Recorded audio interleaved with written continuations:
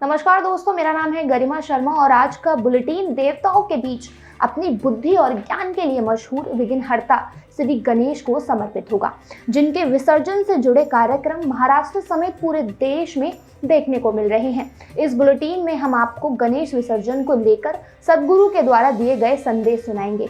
इसके अलावा यहाँ उन कार्यक्रमों की भी बात होगी जो आने वाले समय में सदगुरु धाम की ओर से आयोजित किए जाएंगे। तो आइए बिना देरी किए इस पेशकश की शुरुआत करते हैं।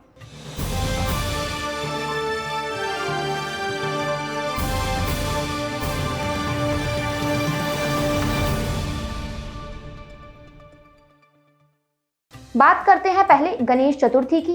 दरअसल 26 अगस्त से भारत की धराधाम पर शुरू हुए गणेश महोत्सव का अब समापन हो रहा है। इसको लेकर दिल्ली, मुंबई समेत अन्य जगहों से मूर्ति विसर्जन की तस्वीर देखने को मिल रही है। वहीं इस मौके पर लोगों के द्वारा इस संसार में सुख शांति के लिए कामना भी की जा रही है। क्या आपको पता है कि विसर्जन का असली मतलब क्या होता है? असल में विसर्जन किसी वस्तु या व्यक्ति के त्याग से नहीं, बल्कि एक जीवन की समाप्ति से जुड़ा हुआ है। इसे आप विज्ञान की भाषा में किसी जीव के जीवन का विस्तार और उसकी मृत्यु से समझ सकते हैं।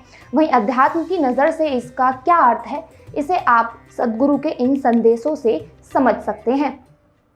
विसर्जन का मतलब यह हम लोगों को समझना चाहिए कि यह परमात्मा जो है संसार की सृष्टि करता है, निरंतर करते जा रहा है, निरंतर करते जा रहा है।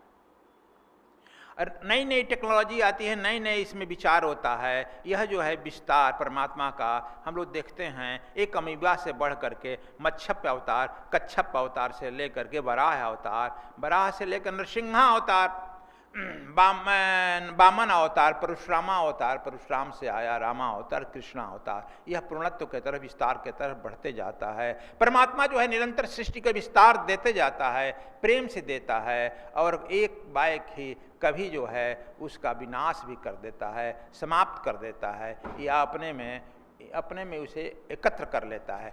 दोस्तों, 6 सितंबर को एक और जहां गणेश महोत्सव का समापन हो रहा है, तो वहीं दूसरी ओर अनंत चतुर्दशी मौके पर जगत कल्याण के लिए कई कार्यक्रमों का आयोजन भी होगा। इस दौरान दिल्ली के सदगुरु धाम आश्रम में भी हवन पूजन के कार्यक्रम रखे गए हैं। इन कार्यक्रमों की शुरुआत शाम 5:30 बजे से पूर्णिमा पूजन के साथ होगी। इसके बाद सदगुरु की सानिध्य में मंगल चरण आरती, सत्संग, आशीर्वचन, विष्णु सहस्त्र नाम हवन, पान परवाना प्रसाद और भंडारों के कार्यक्रम भी होंगे। इसलिए यदि आप अनंत चतुर्दशी के पावन मौके पर इस कार्यक्रम में हिस्सा लेना चाहते हैं तो आप स्क्रीन पर दिए नंबर पर कॉल कर सकते हैं। अब बात शारदीय नवरात्र की। असल में दोस्तों, सितंबर में शुरू होने जा रही नवरात्रि के पावन अवसर पर सदगुरु धाम विशेष आयोजन करने जा रहा है। ये कार्यक्रम साधना से जुड़ा हुआ है, जिसका आयोजन बद्री विशाल की पावन धराधाम पर होगा। दरअसल 22 से 26 सितंबर तक बद्रीनाथ धाम में साधना की कक्षाएं शुरू होने जा रही हैं। 5 दिनों तक चलने वाले इस साधना शिविर में कुंडलिनी साधना, प्रेम साधना और पूर्व जन्म से जुड़ी जाति स्मरण साधना की दीक्षा भी दी जाएंगी। इसलिए जो साधक इस साधना में शिविर में हिस्सा लेना चाहते हैं वह स्क्रीन पर दिए गए नंबर पर कॉल करके यथाशीघ्र अपना रजिस्ट्रेशन करवा सकते हैं।